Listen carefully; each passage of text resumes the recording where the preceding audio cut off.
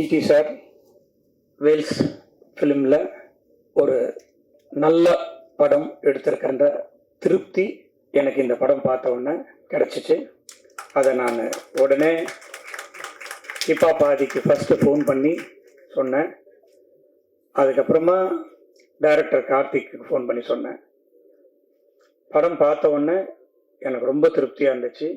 அதாவது first half எல்லாரும் பேசின மாதிரி ரொம்ப ஜாலியாக சந்தோஷமாக போகும்.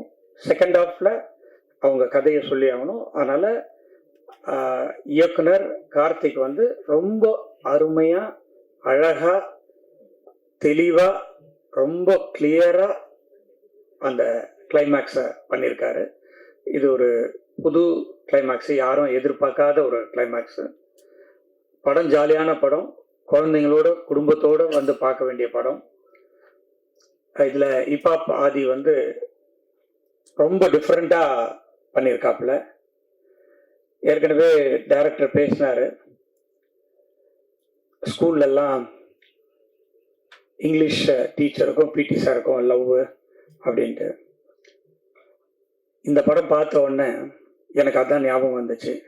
நான் படித்த ஸ்கூல்லையும் அது இருந்தது, நடந்தது.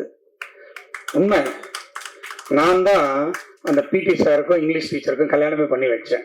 அப்போ நான் வந்து 10th ஸ்டாண்டர்ட் தான் படிச்சுட்டு இருந்தேன். ஸோ ரிசப்ஷன்லாம் எனக்கு அந்த படம் பார்க்கும்போது அந்த ஞாபகம் தான் வந்துச்சு. ஸோ அது எல்லா ஸ்கூல்லையும் வருஷமாக நடந்துட்டு இருக்கிற ஒன்று. மது ரொம்ப சிரிக்கிறாங்க.